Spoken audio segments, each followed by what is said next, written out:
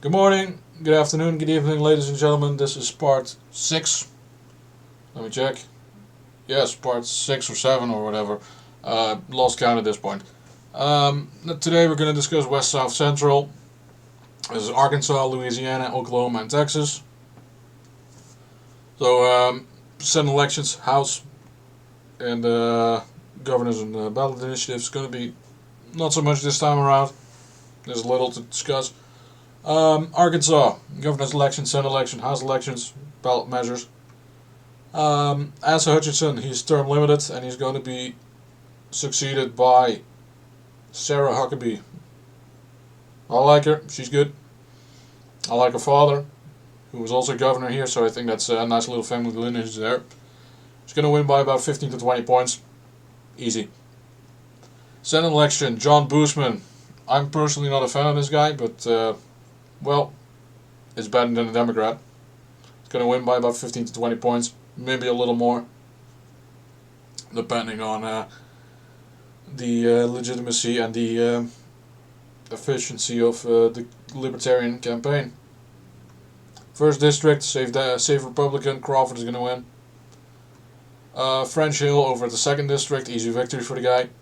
15 to 20 points because this is one of the districts that is less Republican leaning. This is Little Rock, so basically Bill Clinton County.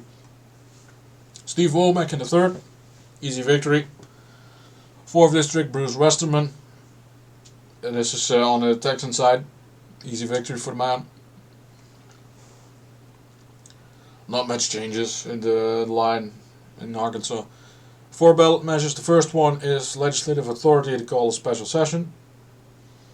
Basically, a joint declaration between Speaker of the House and the Senate President, or by 2/3 of each chamber, to call a special election. Essentially, the power to call a special session is currently monopolized by the governor, and they want to make sure that everyone can do it essentially as part of the process. I think the less power is focused on one person, the better it is for all of us. So this definitely should pass. It's probably going to pass. I think it's about a 2-to-1 margin as of now. Constitutional amendments currently is done by a simple majority vote, so 50% plus 1, and they want to make it to a supermajority. Regarding legislative, constitutional amendments, and voter-initiated amendments, I can understand why you kind of want to do it. In some instances, you also want to do it in some other instances, but I think the only way that you should do it is when you're talking about rights of people, like the right to speak. You should have a supermajority on that. Or regarding taxation, but simple things, I don't think that it's necessary. It's probably going to pass. Then again, it's Arkansas. The third is government burden of free exercise of religion. Basically, it is reinforced the notion that state and local government cannot make any rule burdening the freedom of religion, as effectively preventing government overreach. This was a thing with Governor Hutchinson, where during the pandemic he would close down churches, and the state legislature just wants to ensure that it never happens again. I'm a fan. This is the good kind of thing. But then again, it should be for all peaceful assemblies, and not just religious assemblies. Fourth one is legalizing marijuana. To my knowledge, there hasn't been a vote in Arkansas yet regarding this thing, but I think this is probably going to pass. Louisiana, like I spoke about in the previous victory, there's no governor election here. That's going to be next year, where Edwards is probably going to lose. You have the Senate race, you have a House race, and you have ballot measures. Now, Louisiana is one of the fun states that actually is a little different than all others, because they don't have a primary election. They just do a general primary on election day itself. And if you reach 50%, that's it. Otherwise, the top 2 will have a runoff. And the runoff is at a later date. John Kennedy is running for re-election. There's about 10 other people running, but the 2 most prominent are Devin Graham and Luke Nixon. Both have about 10% votes, and Kennedy is at 45, so easy victory for the guy. There's a great likelihood that a runoff is not needed. First district, Steve Scalise, safe victory. He's leading by like 50 points in the primary, so that's not going to be a thing. Not going to be a runoff for him. Troy Carter, same story. Nothing really to do. There's no proper opponent. There's no ballot splitting, in this case by another Democrat, so easy victory for Carter. Third district, Clay Higgins. He actually has a bit of opposition from Republicans, and as a result there's a chance that a runoff is needed. Probably not. Again, it's about a 50-50 shot if a runoff is needed. Mike Johnson, he's unopposed. Julia Letlau, she's leading by about 25 points in the jungle primary. There is a great chance, about a 3-to-1 chance that a runoff is not needed. She is a widow of Luke Letlau, who died away due to a heart attack due to some I don't know what really is allowed by YouTube. Let's say experimental medicine treatment, as a euphemism. 6th district, Garrett Graves. Easy victory for the guy. He's leading by such a margin that a runoff is not even necessary. Status quo basically. Louisiana, 11 ballot measures. This is the thing that about Southerners, they like their ballot measures. 8 of them are on election day, and 3 of them are on the runoff day. So be aware for that. The first one is to increase the amount of funds that can be used to invest into equities by the state. There are a bunch of trust funds listed. So the Louisiana Education Quality Trust Fund, Artificial Reef Development Fund, Lifetime License Endowment Trust Fund, the Rockefeller Wildlife Refuge Trust and Protection Fund, and the Russell Sage or Marsh Island Refuge Fund. They are allowed to use those funds to invest in equities on behalf of the people, to increase the capital that they have to use in later development. Furthermore, there's a little bit of an extension on tax exemption for disabled veterans and their spouses. This is good. I think a lot of things for veterans should be tax exempt. I believe they should not be taxed in their life at all. You put your life on the line, I think you should be paid back by the society for the rest of your life. So this is long overdue in my opinion. So there's a lot of property tax exemption, there's homestead exemptions, there is increased disability payments, and there's increased exemptions for their spouses if the veteran dies due to cancer or other things. I think it's good. Third Amendment, which would be classified civil service employees public support. Basically, if you work for the state in Louisiana, you're not allowed to associate yourself with any campaign due to a conflict of interest. But after passing this amendment, it would make sure that you are allowed to not only express your opinions exclusively in a private manner, but you're also allowed, during off hours, help a family member if they are running for an election. And I think that's a good idea. You should be allowed on your own time, outside of uniform, outside of any form of payment, you should be able to speak your mind. That's the First Amendment. Fourth Amendment, waiving water charges measure. Basically creates a new sections in which charges for water can be can be exempted in the case it was infrastructure damage. Basically, if a water line is damaged in your house, you don't have to pay fines for that if it is proven that it is due to the infrastructure owned by the state. I think that's a good idea. Fifth Amendment, effectively it's increasing the max amount of investments in equities for certain state funds. That's basically it. It's self-explanatory. Sixth one, limit accessed value for reappraised property in Orleans Parish. So it effectively puts a growth cap on the property value, and thereby limiting the growth of property taxes. Good idea. So the seventh one, I see another typo here. Just gonna quickly fix that. So involuntary servitude as punishment for a crime is going to be removed. This is one of the states that still has it as a part of their constitution. I think it's one of the 30 states that has it at this point.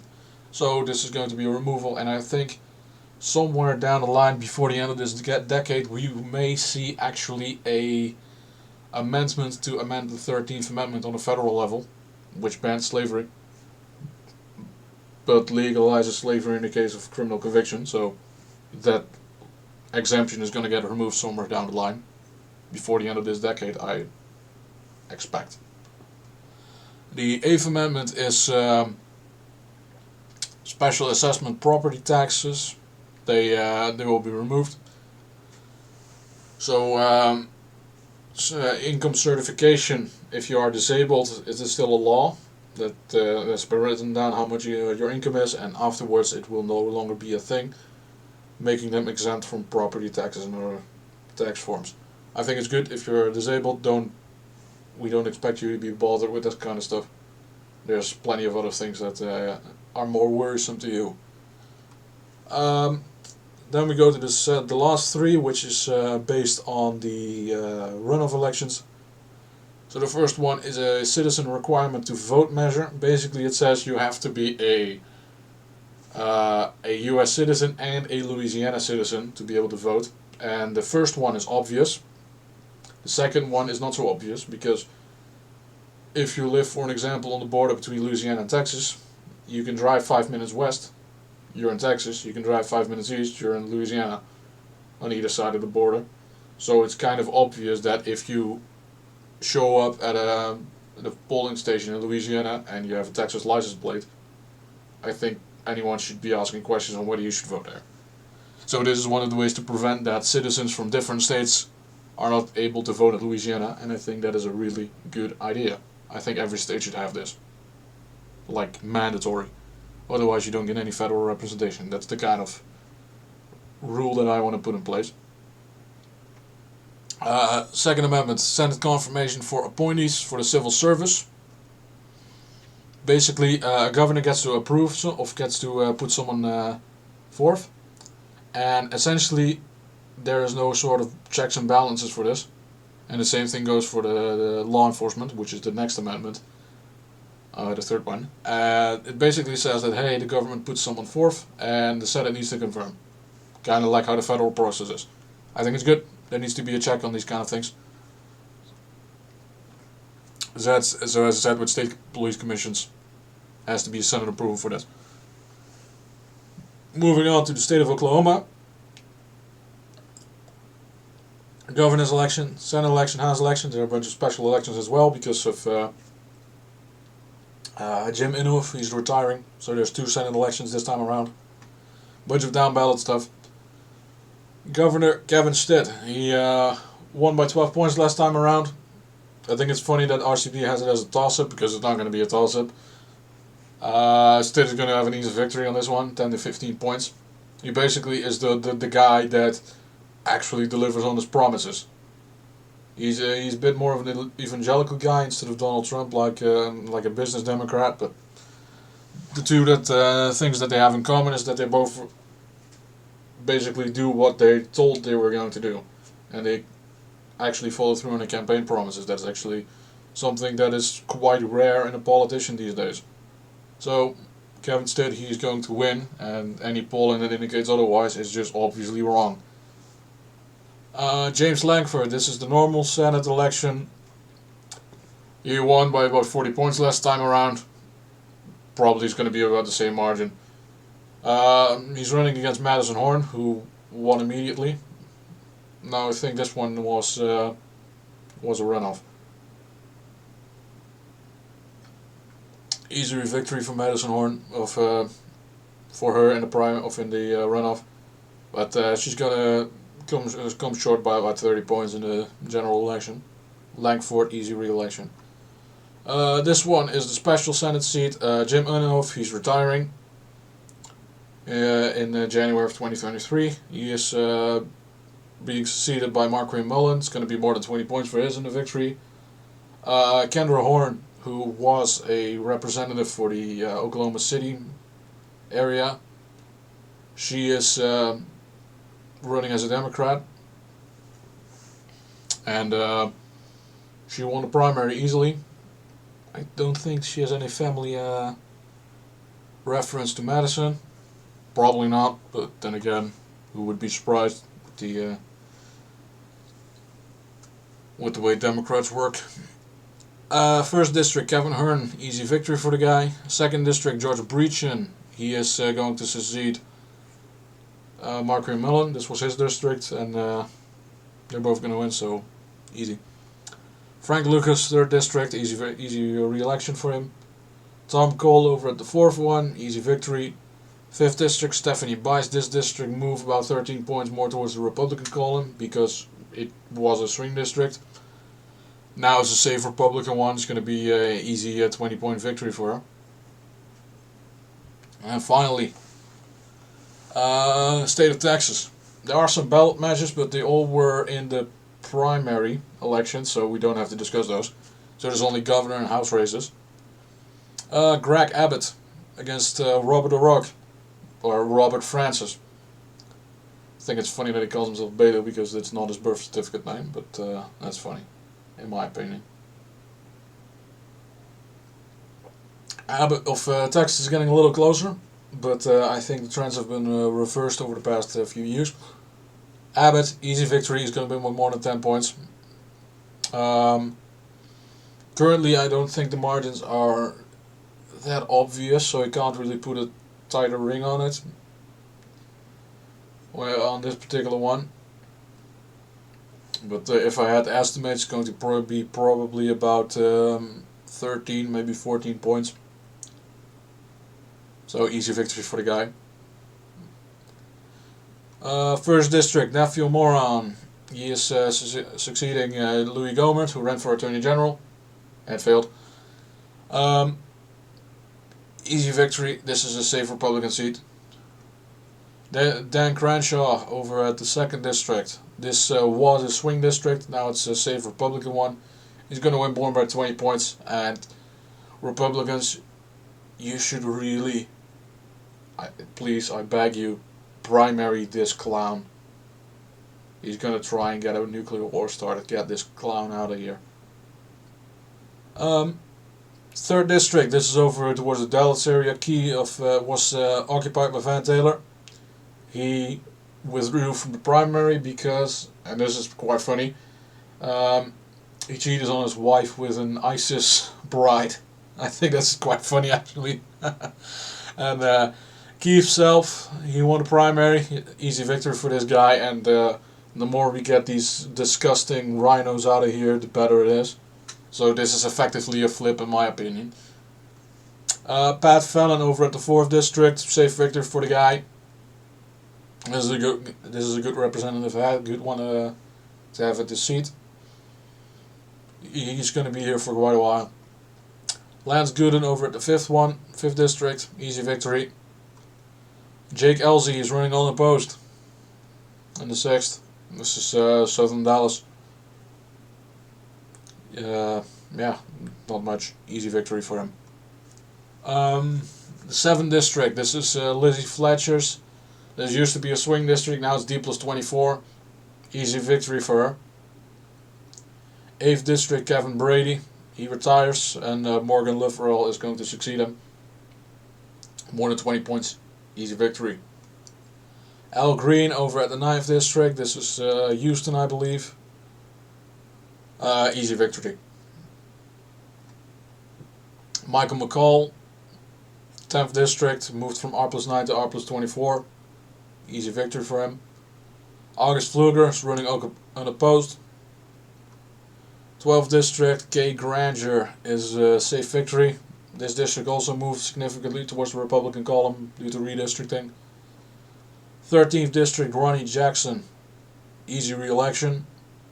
14th, Randy Weber, again easy re-election.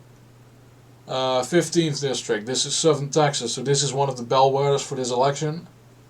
Vicente Gonzalez, he moved to the 34th District as part of the redistricting cycle. So this seat is unoccupied. And currently, Monica de la Cruz, she's leading the polling against Michelle Vallejo. And this is probably going to be an easy victory for her. It's quite narrow this time around. Could be a little wider come 2024, depending on the way that the demographics are moving in Southern Texas. So this is kind of an indicative it's an indication to see if just Southern Florida is shifting Republican or if it's all Hispanics. And I think this is a very important race to watch for that reason. For now, I think it's going to flip. Could become narrower, could become wider. We don't know yet. We'll see in 2 weeks. I'm going to discuss this one again. 16th District, this is El Paso, Veronica Escobar, easy re-election. Pete Sessions in the 17th District, leading by more than 20 points as of now. Probably going to be a safe victory for him. I don't think it's going to be 20 points, it's going to be a little less, more in line in his previous victories. 18th District, Houston, this is Sheila Jackson Lee. She won by 50 points last time around. It's probably going to be about the same margin. A little more, a little less. Who's to say? Jody Arrington in the 19th, easy re-election. 20th, Joaquin Castro over in Austin. Not much to say about it. This guy's going to win. Kind of funny how Castro gets elected in America. Chip Roy in the 21st District. 21st. Easy re-election for this guy. This district moved a lot towards the Republican side, and I hope this guy is going to become majority leader, but probably not. 22nd, Troy Nels. This district also moved a lot towards the Republicans due to the redistricting. He's going to win re-election. Tony Gonzalez over at Southern Texas. So this is basically the huge one. It covers most of the Mexican border. District moves a bit further towards the Republicans, and it's a safer victory for him. Much better congressman than Will Hurd ever was, so it's effectively a flip 2 years ago. 24th District, Beth and Dine. This is Fort Worth area. It was a swing district at the time, now it's a safe Republican district. 25th, Roger Williams is unopposed. 26th, Michael Burgess, he is not facing any significant challenges, so easy re-election for him. 27th, Michael Cloud, easy re-election. 28th, Henry Cuellar against Cassie Garcia. This is another Southern Texas district, the west one, after the leftmost one. Cuellar, he is seeing his lead significantly shrink. This is a guy who voted in favor of bypassing the normal legislative rules in order to get an assault weapons ban going, and then turned around and voted no on the assault weapons ban himself because he knows that if he voted yes, he would have been losing. So this is a guy who's obviously a snake. Obviously he pretends to be a conservative Democrat, but he is anything but. So I think it's a toss-up. Cassie Garcia, she should really focus on that anti-gun stance of him and the way that he voted, essentially like 95% in line with Biden. Point on that and get it to flip. So it's a toss-up. Depending on the side of the size of the wave, there's a possibility this one flips. For now, I'll leave it a toss-up and I'll speak about this one again in 2 weeks. Sylvia Garcia, this is also a Houston district. Safe victory for her. 30th District, Yasmin Crockett. She's going to be replacing Bernice Johnson. This one is in Dallas, I believe. Safe victory for her. 31st District, John Carter running unopposed. 32nd District, Colin Allred. This is also a Dallas district. Safe victory. Mark Veasley, this is in Southern Texas district, easy victory for him. Vicente Gonzalez, this is the 34th district. Mayor of Flores won this one in a special election, which was kind of surprising because it was a seat that voted for Biden with like 20 points and then swung significantly to get it to a Republican plus 8 seat. So that's quite a swing. Currently it's regarded as a toss-up in which it leans a little bit towards Gonzalez. Pure toss-up. I'll speak about it again in 2 weeks. If I'm going to have to give it a leaning, I'm probably going to think Gonzalez is going to hang on, and depending on the way that trends go, maybe it's going to go around in 2024 and Flores then gets the seat. 35th district, Greg Kazar. This is a new created district as part of the redistricting and safe Democrat seat. Brian Babin over to 36, easy victory for this guy. 37, so this was the way it was drawn. This was basically like an L shape, and the tip of the L is now the 35th district, and the long stretch is the 37th, and Doggett lives in the 37th over in the long stretch, so basically it's still his district for like 90% of the part. Easy victory for this guy, and not really worth discussing. And another new district, this is Wesley Hunt. He's going to have an easy victory here. About it, so there's 2 extra seats. One of them will go Republican, one of them will go Democrat. And there are 3 toss-ups in Southern Texas. One of the 3 will go Republican, the other 2 are at this point pure toss-ups. I don't know which way they're going to lean. We'll figure out in 2 weeks. This was part 7. Thank you very much for listening. Like if you enjoyed this. Subscribe if you want more. Share out if you think this is valuable information for people who will be watching. Leave your thoughts below. All that good stuff. Thank you very much for watching, and I wish you all a beautiful day. Cheers.